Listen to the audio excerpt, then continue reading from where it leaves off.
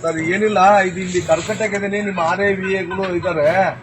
ಇವು ಸ್ವಲ್ಪ ಇವ್ದು ಇದೆ ಸರ್. ಇದು ಸರ್ಕಾರದ ಇದ್ರ ಪ್ರಕಾರ ನೀವು ಅವರಿಗೆ ಖಾತೆಗಳು ಮಾಡ್ಕೊಡ್ಬೇಕು. ಆಡಿ ಹಟ್ಟಿ ಅದೇ ಕಂದಾಯ ಉಪಕ್ರಮ. ಹ್ಞೂ ಸರ್. ಈಗ ಇಲ್ಲಿ ಒಂಚೂರು ಸಣ್ಣ ಪ್ರಾಬ್ಲಮ್ ಇದೆ ಸರ್. ತಾವು ಬಂದ್ರೆ ಒಂದು 10 ನಿಮಿಷ ಬಂದು ಹೋಗ್ಬಿಡ್ತೀರಿ. ಕರ್ಕಟಕ್ಕಿದೆ, ನಾನು ಇದೆ ಇಲ್ಲೇ ಸ್ಪಾಟ್.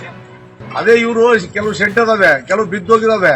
ಆ ಬಿದ್ದೋಗಿರೋ ಮನೆಗೆ ನಾವು ಕೊಡಲ್ಲ ಅಂತಾರೆ, ಶೆಡ್ಗಳಿಗೂ ಕೊಡಲ್ಲ, ನಾವು ಮಾಡ್ಕೊಡಲ್ಲ ಅಂತಾರೆ ಇವರು.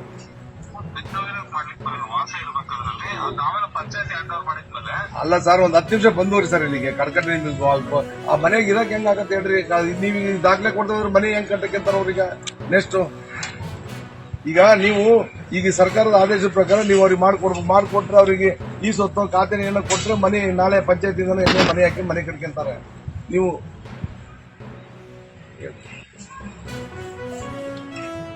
ಏನ್ ಹೇಳಿದ್ರೆ ಗೊತ್ತಾ ಇದೆ, ಕ್ಲಿಯರ್ಗೆ ಕಾನೂನೇ ಮಾಡ್ತೀರಿ ಅಂತ ಹೇಳಿ. ಕಾರ್ಮಿಕರು ವಾಸಿಸುವ ಮನೆ, ಅದು ಏನು ಕೃಷಿ ಕಾರ್ಮಿಕರು ವಾಸಿಸುವ ಮನೆ ಮತ್ತು ಜೊತೆಗೆ ಹೊಂದಿಕೊಂಡ ಭೂಮಿ ಮಾಲೀಕರನ್ನಾಗಿ ನೋಂದಾಯಿಸಲು ಅಗತ್ಯ ಕ್ರಮವನ್ನು ಕೈಗೊಳ್ಳತಕ್ಕದ್ದು ಅಂತಲೇ ಹೇಳಿದ್ದಾರೆ. ನೀವು ಅವರಿಗೆ ನೀವು ರಿಸೀವ್ ತಗೊಂಡ್ ಮಾಡಿದ್ರೆ ಅವ್ರು ಕೂಡ ಪತ್ರ ಅವ್ರು ಎಲ್ಲ ಕೊಡಿಸ್ತೇನೆ ನಾನು. ನೀವು ರಿಪೋರ್ಟ್ ಕೊಡ್ರ ಮನೆ ಇದು ಮನೆ ಬಿದ್ದೋಗಿರೋದ್ರಿಂದ ಬೇರೆ ಕಡೆ ಹೋಗಿದ್ದಾರೆ ಅಂತಂದ್ರು. ಏನು ಬರೀತಾರೆ ಅದ್ರ ಬಗ್ಗೆ ಹೊಡಿಸ್ಕೊಡ್ಬೇಕು. ಮಾಡ್ತಾರೆ ಅಂತ ಬರಗ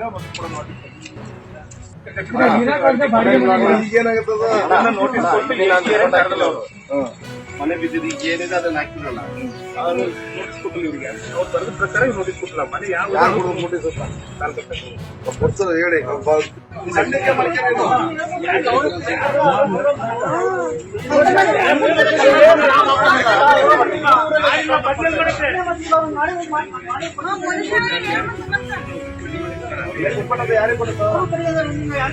ಯಾರಿಗೆ